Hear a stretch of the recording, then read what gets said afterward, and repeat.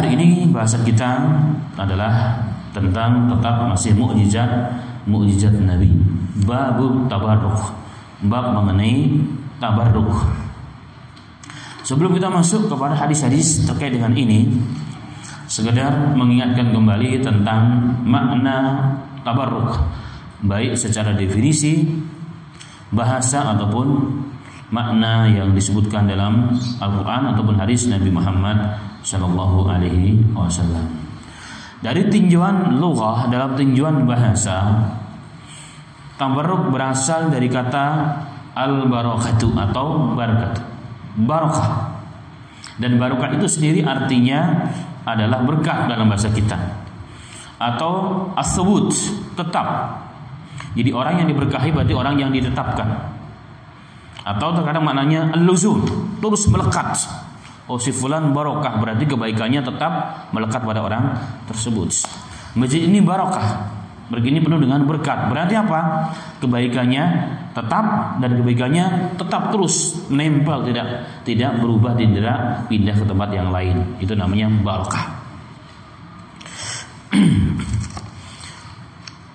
Terkadang makna barokah, terkadang makna barokah juga kadang-kadang artinya mendoakan kebaikan. Kadang-kadang mendoakan kebaikan. Terkadang nama barokah itu adalah an-nama, berkembang. Saya punya perdagangan, alhamdulillah barokah. Berarti apa? Selain tetap kebaikannya, nggak terpisah kebaikannya daripada usaha kita, maka ianya akan berkembang. Berkembang dalam makna dua.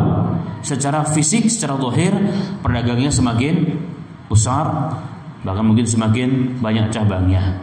Atau barokah dalam arti hasilnya itu menjadikan pemilik dan karyawannya semakin mudah berbuat baik. Semakin mudah berbuat baik, dekat dengan Allah, bisa menjaga sholat. Saya alhamdulillah kerja di sini barokah kayaknya. Kenapa?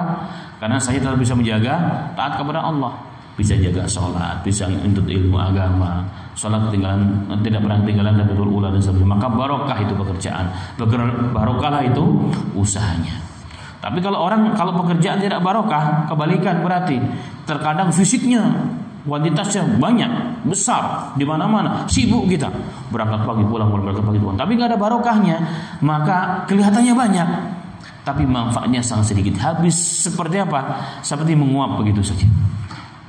Sholat semakin susah, boro-boro tak betul ihram, boro-boro salat berjamaah istiqamah, apalagi menuntut ilmu, apalagi ini dan itu semua susah. Maka ini tanda tanya pekerjaan tersebut pekerjaan yang kurang barokah, atau bahkan sudah tidak ada barokahnya. Nah, itulah makna barokah, maksud muslim. Itulah makna barokah. Maka bertabaruk artinya mencari kebaikan, mencari kebaikan secara fisik ataupun secara ma'nawi. Jadi bertabaruk berarti artinya adalah mencari kebaikan agar ditetapkan, ditambahkan kebaikannya oleh Allah Subhanahu wa taala. Itu makna secara umum ya. Kalau detail terlalu panjang bahasanya. Itu kesimpulan daripada makna-makna yang terkandung dalam Al-Quran atau dalam hadis Nabi Muhammad Sallallahu Alaihi Wasallam. Dan sepakat ulama dan Ahlussunnah wal Jamaah, Rasulullah adalah manusia yang barokah. Bahkan seluruh para nabi dan rasul, khusus Nabi kita Muhammad Sallallahu Alaihi Wasallam, karena ianya merupakan khataman nabiyyin, penutup para nabi dan rasul, penutup jumlah nabi yang dikirim dan rasul yang dikirim, dan penutup seluruh syariat dan ajaran yang Allah turunkan kepada manusia. Barokah Nabi Muhammad SAW, barokah ajarannya, barokah agamanya, barokah fisik dohirnya, dan barokah secara maknawinya. Itulah Nabi kita Muhammad SAW. Apa bukti di antara kebarokahnya Rasul? Bahkan Nabi Muhammad sebelum diangkat menjadi Nabi dan Rasul, jadi Nabi Muhammad sebelum diangkat sah menjadi Nabi dan Rasul, diangkat secara resmi oleh Allah, dilantik oleh Allah dengan menurunkan ayat apa? Iqra, diutus sebagai Nabi, dan diutus sebagai Rasul adalah apa? Qum ya ayyuhal mudaththir, ya ayyuhal mudaththir qum fa'anzir, berdiri engkau, sampaikan peringatan kepada manusia. Sebelum itu turun, bahkan dari semenjak kecil, beliau dilahirkan dari keluarga yang tidak begitu kaya, tapi pemimpin memang. Cucu dari seorang pemimpin orang Arab, penjaga Ka'bah. Siapa namanya? Abu Thalib atau Abdul Muthalib? Abdul Muthalib. Jangan kebalik-balik. Jangan kebalik-balik. Kalau Abu Thalib itu kakeknya, kalau Abu Thalib itu paman yang menjaga Rasul sampai beliau meninggal, ya, paman Rasul meninggal dunia. Dan beliau ditinggal oleh bapaknya, lahir menjadi anak yang yatim, anak yang miskin, kakeknya juga miskin. Walaupun penjaga rumah Allah, tapi miskin. Dan kebiasaan orang Arab, anak-anak itu kadang-kadang disusukan kepada orang-orang Badui agar terjaga keaslian dari alamnya. Jadi udaranya belum tercampur polusi. Di zaman itu bayangkan, orang Arab sudah begitu, mencarikan anak yang terbaik, maka dikirim kemana? Ke pedalaman. Agar apa? Tidak terjadi polusi. Polusi secara zahir, suasana, udara, sebagainya sudah rusak, atau polusi dalam sisi akhlak. Yang terpenting di sisi bahasa, supaya tetap fasih, terjaga kearapannya. Maka datanglah rombongan para orang-orang yang suka menyusui anak-anak masih kecil. Satu di antara mereka adalah siapa? Halimah dari Bani Sa'diyah. Nah, beliau teman-temannya sudah dapat semuanya, sudah dapat bayi susuan, di mana anaknya orang-orang kaya. Nah, Halimah Sa'diyah ini belum dapat. Pernah jumpa si Nabi Muhammad di masa-masa kecil, dilihat kakeknya, wah ini nggak punya orang tua, miskin lagi, maka nggak jadi diambil, muter nggak dapat. Qadar Allah, memang Allah sudah siapkan. Karena daripada pulang nggak membawa siapa-siapa, maka diambillah Nabi Muhammad kecil dari tangan kakeknya. Tapi apa yang terjadi? Baru saja diangkat Nabi Muhammad ke dalam tunggangannya, saat itu langsung berjujuran barokah dari Allah. Subhanallah. Pertama, keledainya atau tunggangannya yang tadinya sudah hampir mati, kurus kering kerontang, tiba-tiba menjadi tunggangan yang paling cepat dibandingkan teman-temannya. Sehingga teman-teman mengatakan, ya Halimah, apa yang terjadi pada keadaan Anda ini? Kok kamu meninggalkan kami, padahal tadi tunggangan kamu hampir-hampir tertinggal, hampir mati bahkan di jalan. Apa yang terjadi Halimah? Subhanallah. Itu yang pertama. Yang kedua, tunggangan yang tadinya tidak mengeluarkan susu tiba-tiba mengeluarkan susu begitu deras, seperti banjir, seperti keran dibuka. Maka beliau meyakini ini pasti asbab Syekh Muhammad kecil sallallahu alaihi wasallam. Ini barokah Nabi kita Muhammad sallallahu alaihi wasallam. Itulah rezeki anak soleh kalau bahasa sekarang. Ya, ini rezeki anak soleh. Orang yang baik, orang yang barokah, dimanapun Allah akan mudahkan. Dimanapun Allah akan mudahkan, berikan kemudahan dari Allah Ta'ala. Tujuannya satu, untuk tetap dia istiqamah di jalan kebenaran. Nah, ini satu bukti, ma'asyiral muslimin. Bayangkan, belum jadi nabi, masih kecil, bahkan masih bayi, sudah begitu luar biasa mendatangkan barokah dari Allah Subhanahu wa Ta'ala. Bayangkan kira-kira bagaimana ketika Nabi Muhammad menjadi seorang nabi dan rasul. Dan itulah yang dipahami oleh para sahabat radhiyallahu anhum ajma'in. Nah, dalam bab ini yang kita akan bahas adalah barokah yang datang dari Nabi Muhammad SAW, yang kemudian para sahabat bertabaruk. Bertabaruk artinya mencari barokah dari barokah itu, dari barokah itu. Dan itu ada beberapa hal. Satu di antaranya adalah para sahabat radhiyallahu anhum ajma'in selain bertabaruk dengan amalannya Rasulullah, dengan sunnahnya Rasulullah, ini nggak perlu dibahas, ini sudah jelas bahwa setiap amal Rasulullah, artinya setiap sunnahnya Rasulullah itu mendatangkan barokah secara fisik yang dapat kita rasakan, dapat kita rasakan, dapat kita lihat terkadang, dan secara maknawi langsung kita dapat rasakan. Hidup dalam ketaatan, hidup dalam sunnah, pasti barokah hidupnya. Berarti semakin jauh dari contoh Rasulullah, dari aman Rasulullah, maka semakin tidak barokah. Anda bisa bukti hal itu. Nah, ketika kita dahulu jauh daripada sunnah, jauh daripada agama, bagaimana hidup kita? Mungkin fulus bisa banyak, kedudukan bisa tinggi, tapi barokah enggak? Tidak ada barokahnya. Tapi semakin kita dekat dengan Allah, semakin dekat dengan sunnah, maka semua menjadi barokah. Jadi barokah itu amalan, ya, tidak ada ikhtilaf dalam hal ini. Dan ini sepanjang zaman, sepanjang masa. Siapa saja menghidupkan sunnah Rasulullah, maka sudah pasti turun barokah dari Allah Subhanahu wa taala. Jadi sampai kapan? Sampai kapan saja. Sampai hari kiamat. Ini adalah janji Allah dan janji Nabi kita Muhammad sallallahu alaihi wasallam. Nah, itu yang paling penting. Jadi bertabaruk yang paling mudah, yang paling hakiki, yang tidak ada ikhtilaf di antara ulama adalah bertabaruk dengan sunnahnya Nabi Muhammad sallallahu alaihi wasallam. Apa contohnya? Contoh perkara yang kecil saja. Makan. Kata Nabi Muhammad sallallahu alaihi wasallam, makan itu dengan bismillah, dengan duduk, dengan tangan kanan, syukur-syukur dengan berjamaah, dengan nampan. Pokoknya lebih dari satu orang itu akan barokah. Makanya Rasulullah mengatakan makanan satu orang cukup untuk 2 orang, 2 orang cukup untuk 4 orang dan seterusnya. Dengan bismillah, ulama mengatakan makanan ketika kita makan tanpa bismillah maka tidak ada barokahnya. Tapi minimal dengan bismillah akan mendatangkan barokah dari Allah Subhanahu wa taala. Apalagi dengan tangan makannya, dengan jari-jari Allah berikan ini, itu mengandung barokah yang luar biasa. Di antaranya apa? Telah terbuktikan secara medis bahwa di ujung-ujung daripada jari kita terdapat enzim yang baik yang akan membantu pencernaan seorang manusia ketika dia makan. Ini barokah. Kemudian Rasulullah mengatakan juga, ketika kamu sudah selesai, jangan buru-buru kamu usap, kamu cuci, kamu lap dengan lap atau kamu cuci. Tapi kata Rasulullah, jilati atau kau jilatkan. Anda jilati atau jilatkan kepada siapa? Ulama mengatakan kepada pasangan kita yang sah, bukan pacar kita, bukan. Nah, kita hari ini kebalik, saling menyuapi, saling menjilati sebelum sah itu nggak boleh, haram hukum.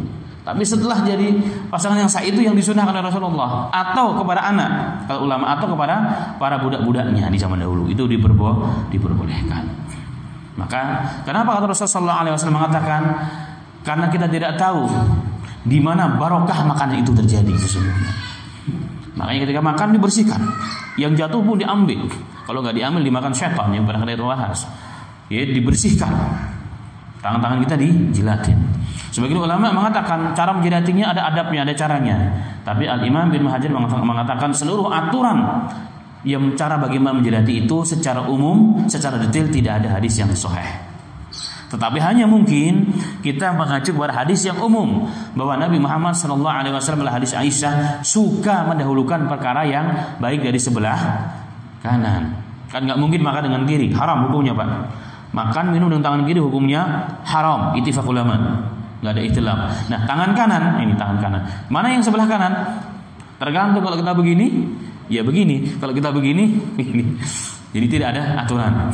Tidak ada termain secara detail dari Nabi kita Muhammad. Yang penting adalah dibersihkan dan dijilati. Ini bukan aib dan ini bukan kita orang yang rakus, bukan. Tapi ini bagian daripada sunnah Nabi kita Muhammad Sallallahu Alaihi Wasallam. Ini barokah, ya, ini barokah. Ini barokah dalam amalan. Baik. Kemudian kita masuk kepada bahasan yang saya ingin bahas adalah bertabaruknya para sahabat Nabi Muhammad sallallahu alaihi wasallam semasa hidup Nabi Muhammad sallallahu alaihi wasallam. Jadi bertabaruknya para sahabat dengan Nabi Muhammad sallallahu alaihi wasallam semasa hidupnya Nabi Muhammad sallallahu alaihi wasallam. Di luar amalan sunnahnya. Yang pertama adalah bertabaruk dengan anggota tubuh Nabi Muhammad sallallahu alaihi wasallam. Jadi bertabaruk dengan anggota tubuh Nabi Muhammad SAW itu ketika Rasulullah masih hidup, ya, catatannya di sini babnya adalah ketika Nabi Muhammad masih hidup. Apa dalilnya? Dalilnya cukup begitu banyak. Banyak. Satu contoh di antaranya adalah hadis yang diriwayatkan oleh Imam Muslim.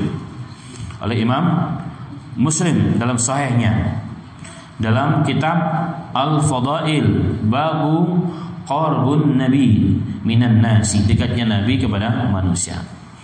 Diriwayatkan oleh Anas bin Malik, khadimnya Rasul sallallahu alaihi wasallam, kana Rasulullah sallallahu alaihi wasallam idza shallal ghadata jaa khadamal madinati bi aniyatihim fiha al-ma fama yu'ta bi ina'i illa ghamasa yadahu fiha ja'uhu bil ghadati al-baridati fayaqmisu yadahu fiha sallallahu alaihi wasallam. Subhanallah.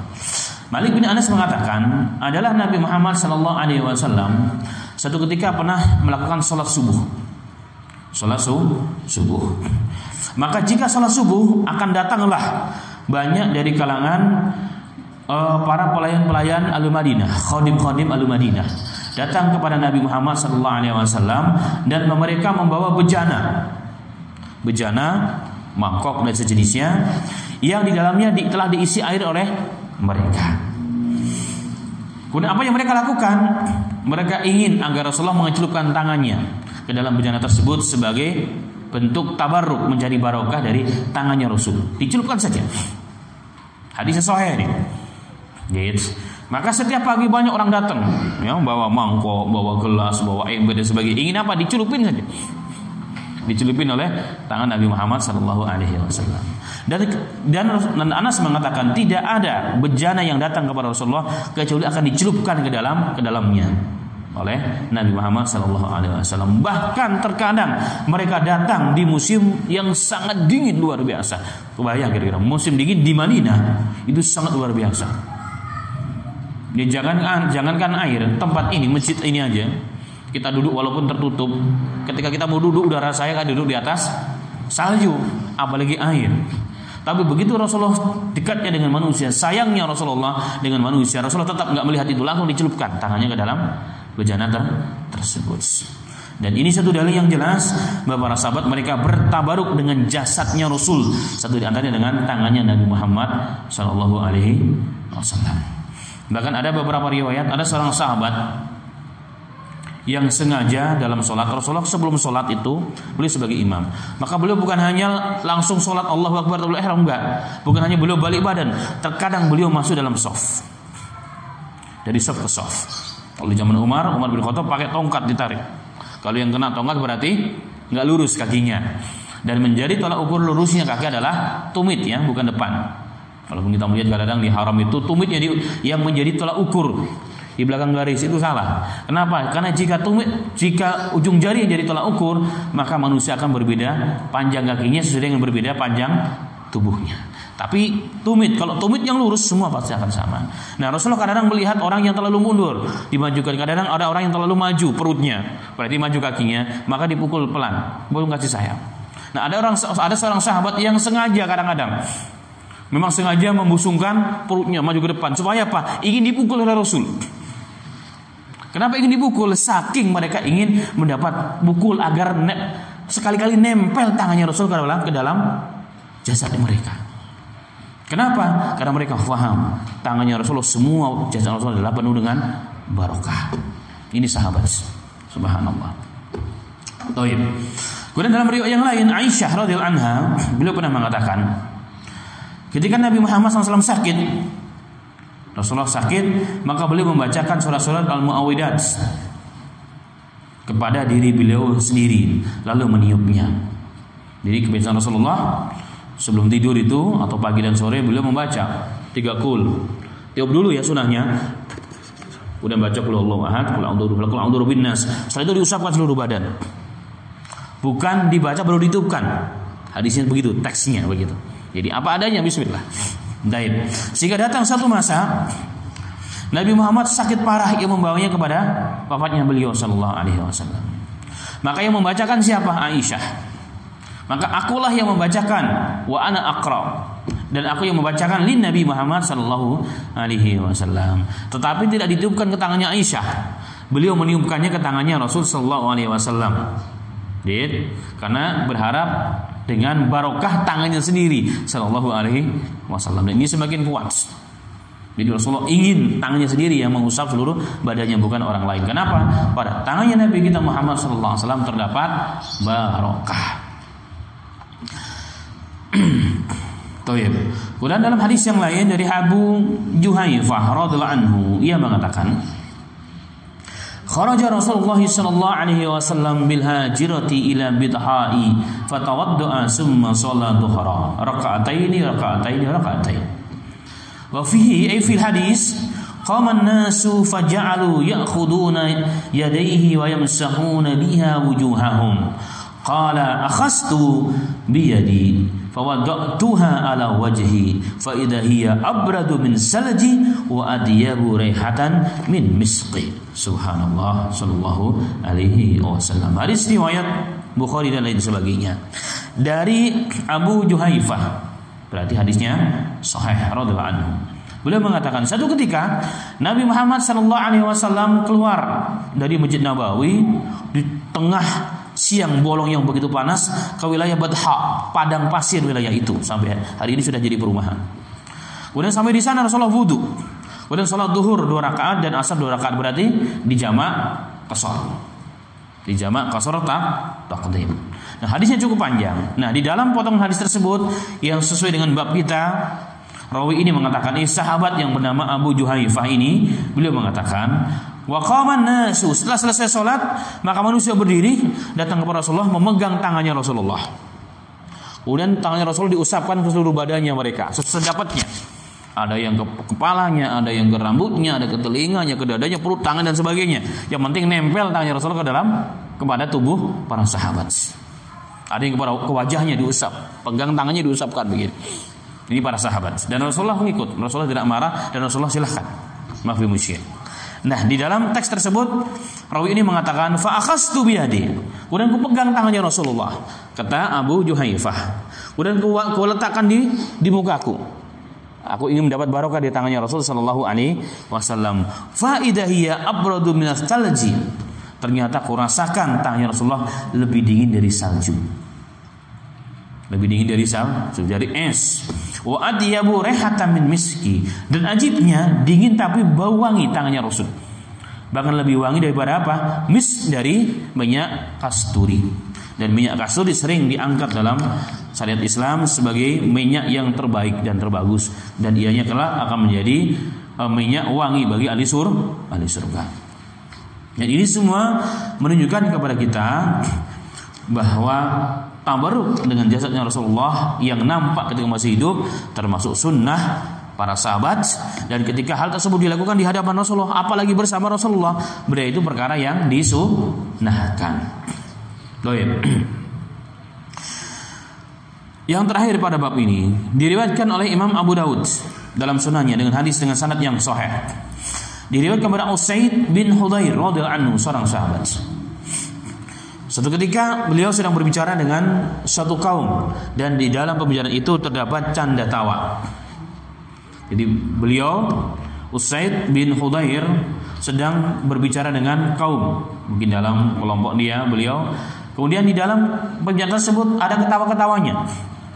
Ketawa-ketawa yang kadang-kadang melewati batas, itu biasa kalau sedang berkumpul sama rekan. Itu demikian ya. Hilang masalah keluarga dan masalah pekerjaan, biasa aja untuk sementara. Nah, tiba-tiba Rasulullah datang. Kemudian menusuk pinggangnya dengan kayu. Maksudnya bercanda dan menegur. Nah, Rasulullah mengambil kayu, ditusukkan ke pinggangnya. Bukan ditusuk sampai dalam, nggak, cuma begitu doang, supaya mengejutkan. Ingat, jangan terlalu tebak-tebak, saya datang nih, seakan-akan begitu. Gitu. Lalu Usaid sadar, maka setelah itu dia langsung mengatakan, berilah aku kesempatan ya Rasulullah untuk membalas, untuk mengisas engkau.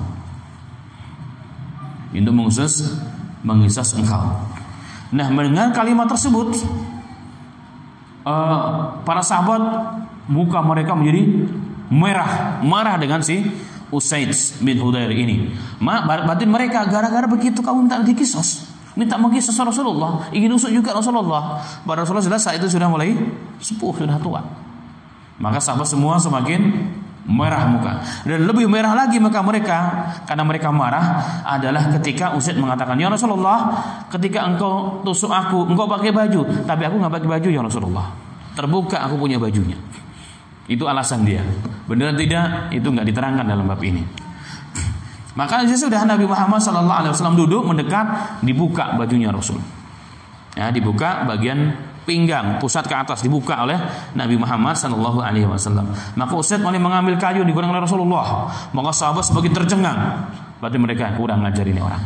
Nggak beradab dia dengan Nabi Muhammad sallallahu alaihi wasallam. Tetapi apa yang terjadi ketika mau ditusukkan, tiba-tiba dilempar itu kayunya, dipeluklah Rasul sallallahu alaihi wasallam. Dipeluk dengan sekuat tenaga dan dicium pinggangnya Nabi Muhammad sallallahu alaihi wasallam. Kemudian keluarlah dari kalimat Usaid bin Hudayr, sesungguhnya aku hanya menghendaki ini ya Rasulullah, enggak lain daripada ini. Ingin menjadi barokah daripada tubuhnya Nabi Muhammad sallallahu alaihi wasallam. Ada beberapa riwayat yang lain sahabat mirip kejadiannya. Mereka mengatakan, "Ya Rasulullah, ini sudah keinginkan sudah lama ya Rasulullah." Kenapa demikian? Karena nanti jika aku mati, engkau wafat ya Rasulullah, kita enggak pernah akan bertemu lagi ya Rasulullah. Padahal aku sangat merindukan ingin menyentuh tubuhmu dan kulitmu ya Rasulullah. Maka Rasulullah mengatakan, orang yang telah tersentuh dengan tubuhku karena Allah dan dia beriman denganku, maka tidak akan tersentuh azab api neraka. Kenapa? Barokah dari jasad dohirnya Nabi Muhammad sallallahu alaihi wasallam. Tetapi ingat, ini hanya dilakukan oleh para sahabat ketika Rasulullah masih hidup. Enggak ada satupun hadis sahabat membongkar kuburan kemudian diangkat, dicium-cium dan dipeluk-peluk, enggak ada sama sekali. Itu tidak ada sama sekali terjadi pada kehidupan sahabat radhiyallahu anhum ajmain. Baik. Kemudian yang kedua yang dibolehkan oleh Nabi Muhammad sallallahu alaihi wasallam adalah bertabaruk dengan asya khariju an jasadin Nabi Muhammad sallallahu alaihi wasallam. Bertabaruk dengan benda-benda yang terpisah dari benda-benda dari Nabi Muhammad SAW yang telah terpisah dari para jasad Rasulullah sallallahu alaihi wasallam. Berarti tadinya merupakan bagian dari jasadnya Rasulullah, kemudian terpisah. Apa contohnya? Rambutnya Rasul. Dalam banyak hadis yang sahih, begitu banyak. Ketika Nabi Muhammad mencukur, terutama dalam tahallul, dalam perjanjian Hudaybiyah, ketika mau umrah dan enggak jadi umrah, dalam tahallul yang lain, Nabi Muhammad SAW sering memerintahkan kepada tukang cukurnya untuk membagi-bagikan rambutnya Nabi Muhammad SAW untuk disimpan oleh mereka. Bahkan ada seorang rawi di sini mengatakan, aku berharap aku mendekati Rasulullah agar aku diberi rambutnya oleh Rasul Sallallahu Alaihi Wasallam. Tiba-tiba rambut tersebut sudah di tangan laki-laki yang lain, nggak nyampe ke aku. Kenapa? Karena mereka ingin bertabaruk dengan rambutnya Nabi Muhammad Sallallahu Alaihi Wasallam. Jadi kisah yang sangat ma'ruf adalah panglima perangnya Rasul, panglima yang nggak pernah kalah sebelum dan sudah masuk Islam. Siapa namanya? Yang digelar dengan Saifullah, pedangnya Allah dan pedangnya Rasul, yaitu Khalid bin Walid. Beliau menyimpan di topinya yang untuk perang yang ada surban di atasnya adalah beberapa helai rambutnya Rasul sallallahu alaihi wasallam. Sehingga suatu ketika beliau dalam peperangan terjatuh topinya, maka beliau cari kemana-mana. Setelah selesai ketemu, ditanya, kenapa Anda mencari hanya topi doang wahai Khalid bin Walid? Iya, karena di dalamnya terdapat rambutnya Nabi Muhammad sallallahu alaihi wasallam. Dan setiap aku pakai ini enggak pernah kalah dalam peperangan. Jadi bertabaruk dengan rambutnya Nabi Muhammad sallallahu alaihi wasallam. Terkadang rambut tersebut oleh sahabat dimasukkan ke dalam botol. Jika sakit maka dicelupkan rambut tersebut sebagai obat, kemudian diminum. Itu menjadi obat bagi para sahabat. Dan ini semua hadisnya bisa dipertanggungjawabkan secara sanad, secara ilmiah dalam kajian hadis Nabi kita Muhammad sallallahu alaihi wasallam. Baik. Lalu bagaimana dengan rambut yang katanya punya Rasulullah hari ini yang ada di beberapa museum seperti di Turki dan sebagainya? Bagi kita sebagai seorang umat hanya bisa mengatakan jika walhamdulillah jika itu memang benar rambutnya Rasul sallallahu alaihi wasallam, dan wajib kita mencintai dan boleh bertabaruk dengan benda itu walaupun Rasulullah sudah meninggal dunia jika memang benar. Jika memang benar, tapi permasalahannya benar ataupun tidak. Ini yang jadi masalahnya. Maka kita tanyakan kepada yang punya, karena mereka pasti akan punya sanad. Enggak mungkin benda seperti itu enggak punya pasti akan sanad-sanadnya yang bisa dipertanggungjawabkan. Tetapi jangan tertipu, setiap orang mengaku ini rambutnya Rasulullah, kita langsung percaya, jangan. Karena juga kalau kita mengaku ini rambutnya ternyata bukan rambutnya Rasulullah, juga menipu Nabi Muhammad sallallahu alaihi wasallam, dan itu hal yang sangat tercela. Baik. Kemudian Hal yang berikutnya, yang kedua adalah benda yang merupakan bagian dari jasadnya Rasul kemudian terpisah adalah ludahnya Rasul. Adalah ludahnya Nabi kita Muhammad sallallahu alaihi wasallam. Dan itu hadisnya cukup begitu banyak. Begitu banyak. Diriwayatkan dalam Sahih Bukhari dan lain sebagainya. Dalam peperangan dalam perjanjian Hudaybiyah disebutkan bahwa Urwah bin Mas'ud As-Saqafi radhiyallahu anhu, seorang sahabat, beliau berkata, menerangkan mengenai perilaku para sahabat Nabi Muhammad sallallahu alaihi wasallam. Beliau mengatakan, wallahi, demi Allah, tidaklah Rasul sallallahu alaihi wasallam mengeluarkan dahak.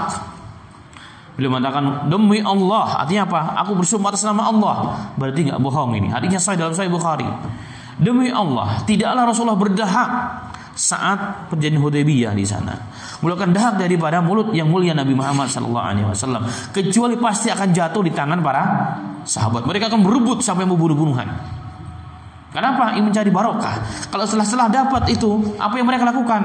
Mereka akan usapkan di seluruh mukanya Rasul, seluruh mukanya mereka dan jasad sahabat tersebut, sampai ke kulit-kulitnya semuanya. Yang bisa dilakukan. Apa tujuannya? Ingin bertabaruk. Dan Al-Imam Ibnu Hajar dalam Fathul Bari, beliau menjelaskan mengenai hal ini. Mengenai hal ini bahwa pertama kata beliau ada hikmah. Karena saat terjadi perjanjian Hudaybiyah itu ada satu perkara yang Rasulullah sempat agak marah, di mana banyak sahabat yang kecewa. Harusnya mereka bisa umroh. Ini umroh yang pertama, tapi Rasulullah karena perjanjian Hudaybiyah mengalah. Dan perjanjian tersebut secara dohir memang memberatkan kaum muslimin, sehingga para sahabat agak marah. Kemudian ketika Rasul perintahkan untuk tahalul, mencukur rambut, sempat mereka tidak mau. Nah, ketika Rasulullah SAW berdahak direbut oleh sahabat, kata Al-Imam Hajar, ini menunjukkan kepada umat bahwa kami, orang-orang menuduh kami nggak taat kepada Rasulullah, taat kok. Jangankan urusan agama yang diperintahkan oleh Rasulullah, urusan dahak saja kami rebutan. Itu kata Imam Ibnu Hajar Fathul Bari. Jangankan urusan perintah Rasulullah, pasti kami akan taat. Memang sempat terjadi sesuatu. Bagaimana ketika mungkin nggak akan taat kepada perintah Rasul, sedangkan dahaknya Rasulullah pun kami berebut. Untuk apa? Untuk bertabaruk dengan dahaknya Nabi Muhammad sallallahu alaihi wasallam. Nah, itu kata beliau rahmatullah alaihi. Dan ini semua bukti nyata mengenai bolehnya bertabaruk dengan dahaknya Rasul sallallahu alaihi wasallam. Dan ini pastinya dahak ini ada kapan? Selagi Rasulullah masih hidup. Enggak mungkin ada sekarang. Wah, Anda bakal dahak, ini dahaknya Rasulullah, enggak mungkin. Ini enggak masuk akal kayaknya. Kecuali jadi bisa buktikan ya secara benar. Tapi kayaknya tidak ada kisah itu sama sekali. Baik. Dalam satu peperangan disebut dengan perang Khaybar, ketika Nabi Muhammad SAW memerintahkan seorang pemimpin yang membawa bendera perang adalah Ali bin Abi Thalib. Ternyata Ali bin Abi Thalib nggak ada. Ini singkat hadisnya. Hadisnya sahih. Maka ditanya, di mana Ali bin Abi Thalib, menantunya Nabi Muhammad SAW. Dia sedang sakit mata ya Rasulullah. Maka Rasulullah mengatakan, panggil kemari. Setelah dipanggil, mata yang tadinya sakit satu oleh Rasulullah ditiup dengan sedikit ada air ludahnya. Maka seketika mata tersebut bahkan seakan-akan tidak pernah sakit sebelumnya. Bahkan begitu sehatnya itu mata, melebihi yang tadinya tidak sakit bahkan. Nah, ini jelas barokah, mukjizat Nabi Muhammad SAW, sudah ditiup langsung sembuh. Begitu juga dalam hadis yang lain, hadis itu sahih. Dalam hadis yang diriwayatkan oleh Imam Bukhari dan Imam Muslim dari Asma binti Abi Bakar. Asma binti Abi Bakar radhiyallahu anhuma, yang disebut dengan wanita yang punya dua ikat pinggang. Ini beliau. Ibunda dari siapa? Abdullah bin Jubair radhiyallahu anhum. Beliau mengatakan bahwa ia pernah berhijrah untuk menemui Nabi Muhammad SAW di Madinah.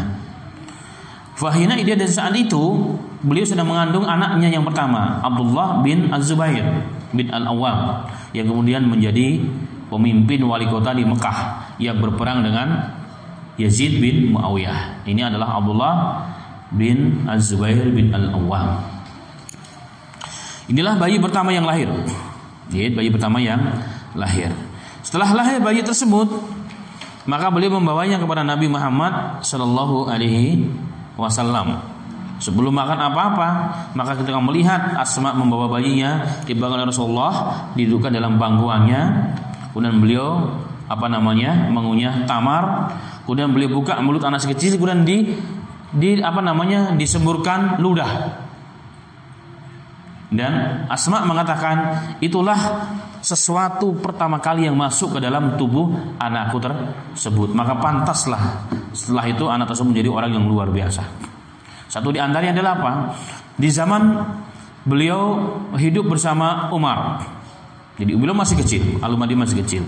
Ketika Umar bin Khattab menjadi seorang khalifah, Umar itu yang orang takut kepada Umar itu anak-anak kecil, kaum wanita dan syaitan. Umar datang saja maka jenis 3 orang itu akan buyar. Nah saat itu pada kelompok anak-anak kecil tersebut Umar datang buyar, kecuali Abdullah bin Az-Zubair Al-Awwam. Maka dipanggil, anak kemari. Kok anda gak takut? Yang lain pada takut, kok kamu gak takut? Dia katakan, emang saya salah ya khalifah? Soal saya tidak salah, kenapa saya harus takut kepada anda? Gak perlu ditakuti. Ditanya, kamu anaknya siapa? Memang anaknya Az-Zubair, ibunya adalah Asma. Oh pantas, kata pantas. Inilah bayi pertama yang lahir di Madinah. Dia anaknya orang hebat. Pantas kalau anda seperti ini. Jadi memang orang-orang yang hebat ke depan dari kecil sudah ada tanda-tandanya. Memang sudah ada tanda-tanda dari semenjak kecil. Yang sering saya sampaikan dalam Sahih Bukhari dan Muslim juga diriwayatkan, Usamah bin Zaid umur 17 tahun menjadi pemimpin, diprotes oleh sahabat yang lainnya. Karena yang menjadi anak buahnya adalah pembesar sahabat. Ada Abu Bakar, ada Umar dan seterusnya. Maka Rasulullah mengatakan, innahu la khaliqan lil imarah, dalam riwayat innahu khaliqan lil khilafah. Ini anak ini kenapa anda protes? Karena dia memang dari kecil sudah Allah ciptakan untuk menjadi apa? Menjadi seorang pemimpin. Maka jangan protes. Sebenarnya sudah kelihatan dari semenjak kecilnya. Orang-orang yang punya potensi seperti ini harus dijaga, supaya potensinya jangan lenyap atau berkurang minimal, tapi dijaga dan dikembangkan supaya dia menjadi pohon yang kuat, kelak akan bermanfaat bagi umat Islam dan juga bangsa dan negaranya. Taib, dan ini intinya di sini adalah apa? Bahwa beliau meniupkan air ludah ke dalam mulutnya Abdullah bin Az-Zubair Al-Awwam radhiyallahu anhum, dan hadisnya sahih dalam riwayat Bukhari dan Muslim. Taib. Kemudian yang berikutnya adalah bertabaruk dengan sesuatu yang pernah dipakai oleh Rasul atau disentuh oleh Rasul atau yang tersisa dari Nabi kita Muhammad sallallahu alaihi wasallam. Dalam Sahih Bukhari juga diterangkan dari Sahal bin Sa'ad radhiyallahu anhu bahwa atat imra'atan ila Nabi Muhammad sallallahu alaihi wasallam hamil burdah. Jadi ada seorang wanita datang kepada Rasulullah membawa burdah. Burdah itu selimut yang bergaris yang biasa digunakan untuk selimut di musim dingin, terkadang untuk sajadah atau untuk alas tidur. Jadi multifungsi. Jadi selendang tapi yang besar. Itu namanya burdah dan yang bergaris. Ada seorang perempuan yang datang kepada Rasulullah membawa apa? Membawa burdah. Dia membawa burdah. Saya bertanya kepada orang-orang, apakah kalian mengetahui apa itu burdah? Qalu itu adalah sejenis mantel. Sejenis mantel. Lalu ia adalah mantel yang ditenun di pinggirannya. Yang ditenun pinggirnya semakin cantik dan indah. Kemudian qalat imra'atun, berkatalah perempuan tersebut, ya Rasulullah, akan kuberikan ini mantel ya Rasul yang telah kubuat dengan tanganku untukmu. Dan saat itu rawi mengatakan memang Rasulullah sedang perlu. Datang perempuan dikasih, karena orang ini perlu. Pemimpinnya Nabi dikasihkan Nabi Muhammad SAW. Kemudian oleh Rasulullah dipakai. Kemudian setelah itu datang seorang sahabat laki-laki datang kepada Rasulullah bertanya, ya Rasulullah, di mana alangkah indahnya mantelmu ya Rasulullah. Alangkah indahnya mantelmu ya Rasulullah sallallahu alaihi wasallam. Maka karena itu berikan untukku ya Rasul. Jadi berikan untukku ya Rasul. Seluruh sahabat merah mukanya, mencela. Udah gregetan mau dipukul dua orang. Mereka mengatakan, "Hai fulan, Anda kenapa kurang ajar dan enggak beradab dengan Rasul? Rasulullah sedang pakai burdah yang baru dipakai, Rasulullah perlu. Baru dikasih orang, kamu minta pula. Dan kamu kan sudah tahu Rasulullah kalau punya sesuatu diminta enggak pernah menolak. Itu Nabi Muhammad, Nabi kita sallallahu alaihi wasallam. Subhanallah. Maka apa yang terjadi? Ya sudah, oleh Rasulullah dilepas, langsung dikasihkan, ini hai fulan, pakai silakan. Pakai sih, silakan. Kemudian si sahabat tersebut dengan tenang, tidak merasa salah, tidak merasa kaku, beraganya biasa dipakai, kemudian dipakai. Setelah mantap dipakai, dia katakan, ya Rasulullah, sesungguhnya tidak lain dan bukan ya Rasulullah. Kenapa aku lakukan seperti ini? Sampai sahabatku mencela aku seakan-akan kurang adab denganmu ya Rasulullah. Hanya satu, aku ingin bertabaruk dengan dirimu ya Rasulullah, dengan pakaian yang pernah aku pakai ya Rasul sallallahu alaihi wasallam. Dan saya akan mengafani aku kalau mati nanti dengan mantel yang kuberikan untukku ya Rasulullah. Agar apa? Agar mendapat barokah dan dijaga oleh Allah daripada azab kubur. Sahabat Rasulullah tersenyum dan benar-benar marah. Ini artinya apa? Berarti boleh. Bahkan dalam riwayat yang lain yang lebih dahsyat lagi, adalah Nabi Muhammad sallallahu alaihi wasallam dalam riwayat Muslim pernah dikasih makan di jamu. Pernah dijamu. Maka Abu Ayyub Al-Ansari radhiyallahu anhu yang menjamu adalah beliau. Beliau dijamu dan Rasulullah makan bersama sahabat yang lain. Setelah selesai, maka Rasulullah meninggalkan tempat tersebut. Rasulullah bertanya kepada sahabat yang ada di tempat tersebut, bertanya, di manakah bejana dan makanan yang pernah disentuh tadi oleh Rasulullah? Di manakah bejana dan makanan yang pernah disentuh oleh jari jemarinya Nabi Muhammad sallallahu alaihi wasallam? Kenapa? Ingin gue ambil, aku ingin bertabaruk dengan benda yang pernah ditempeli oleh tangannya Nabi Muhammad sallallahu alaihi wasallam.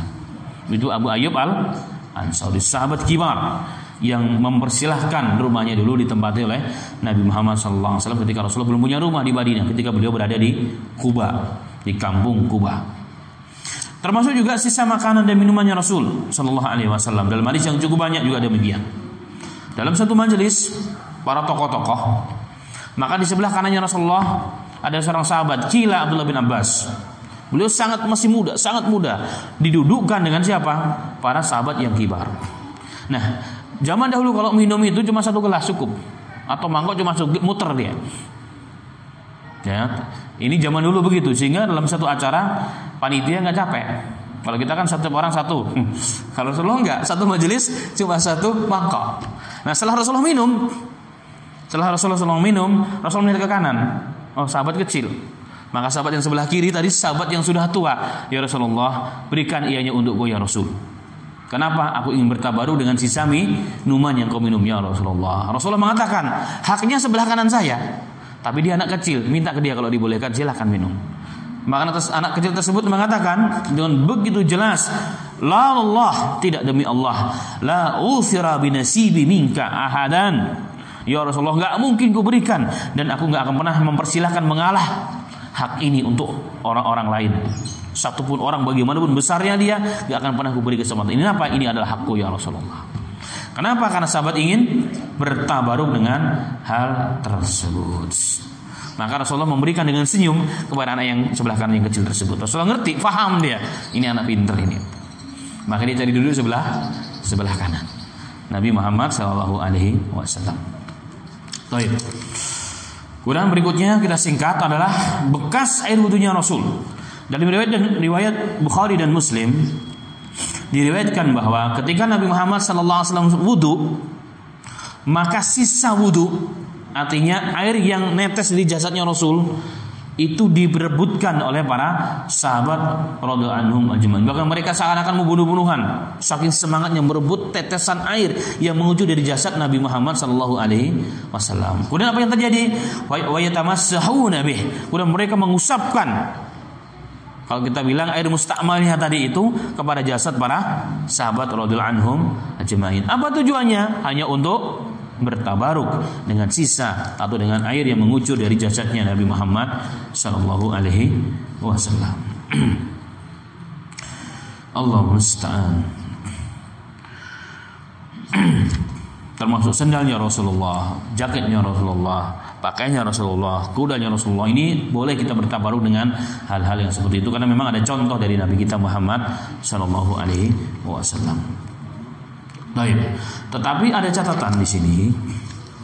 Dengan begitu luar biasanya tabaruk dalam arti yang tadi saya sebutkan, dalam makna yang itu tadi sama persis, itu ternyata tidak pernah dilakukan oleh para sahabat kepada para sahabat yang lain, atau para sahabat yang kecil kepada para sahabat yang sudah besar, yang sudah banyak pengorbanan untuk agama, atau para tabi'in melakukan hal tersebut kepada para sahabat. Dan ini menunjukkan kepada kita, para ulama mengatakan, menegaskan bahwa hal-hal seperti itu secara umum itu adalah pengkhususan untuk Nabi kita Muhammad Sallallahu Alaihi Wasallam. Kenapa? Karena kesempatan dan peluangnya ada. Kesempatan dan peluangnya ada atau tidak? Ada, sahabat dengan sahabat, tabi'in dengan sahabat. Itu yang pertama. Peluangnya ada, kebutuhannya ada atau tidak? Sangat butuh mereka. Para sahabat dan para tabi'in manusia yang paling butuh dengan barokah. Melebihi kita, padahal kita yang paling butuh, tapi mereka melebihi, antusias kepada barokah. Itu sangat begitu tinggi. Dengan kebutuhan yang mereka ada, yang mereka juga punya, tapi mereka tidak melakukan hal tersebut. Kesempatan ada, kebutuhan ada, tapi nggak pernah dilakukan kepada sesama sahabat atau dari tabi'in kepada sahabat. Karena itulah maka ulama mengatakan, maka ini taksis dalam bab ini kepada Nabi kita Muhammad Sallallahu Alaihi Wasallam secara umum. Berarti kalau namanya taksis, pengkhususan, tidak boleh dianalogikan, dikiaskan kepada salin Rasulullah Sallallahu Alaihi Wasallam, walaupun orang tersebut alim ulama, walaupun ilmunya setinggi langit, walaupun doanya mustajabah. Tadi kita nggak boleh bertabaruk dengan liurnya, nggak boleh bertabaruk dengan keringatnya. Kenapa? Karena keringat selain Rasulullah pasti juga bau banyak penyakitnya, sudah pasti itu. Nah, berbeda dengan Nabi kita Muhammad Sallallahu Alaihi Wasallam. Hikmahnya apa? Dalam usul fikih disebut saddud dhara'i. Ini bab menutup pintu-pintu kesyirikan, pintu-pintu bid'ah dan khurafat, mitos, gulu berlebihan dalam agama. Yang berikutnya menutup pintu-pintu munculnya sifat takjub, sifat congkak dan sombong, merasa pada orang-orang yang kita bertabaruk dengannya. Oh, memang ana orang yang barokah, sehingga orang berebut dengan air liurku. Sehingga apa yang terjadi? Dia akan terancam dengan ancaman neraka oleh Nabi kita Muhammad Sallallahu Alaihi Wasallam. Tidaklah ada seorang manusia dalam hatinya kibir walaupun sebesar biji dzarrah, kesombongan, kecuali an-naru aula biha, maka api neraka adalah tempat yang utama bagi orang tersebut dan diharamkan masuk surganya Allah Subhanahu wa taala. Dan ini telah diterangkan dengan jelas oleh para alim ulama kita yang membidangi khusus dalam bidang akidah secara khusus. Karena itu kita tidak boleh ini membawa kepada siapapun, termasuk guru kita, termasuk bahkan orang tua kita, nggak boleh. Kenapa? Ini melampaui batas. Berarti kita menempatkan orang tua kita, guru kita, orang kita anggap wali, itu pada posisi naya Nabi dan Rasul. Dan itu merupakan apa? Bukan perbuatan yang sangat tercela dalam Islam. Semoga bisa dipahami, demikian bisa disampaikan. Dan ini bagian dari mukjizat, dalil-dalil kenabiannya Nabi kita Muhammad Sallallahu Alaihi Wasallam.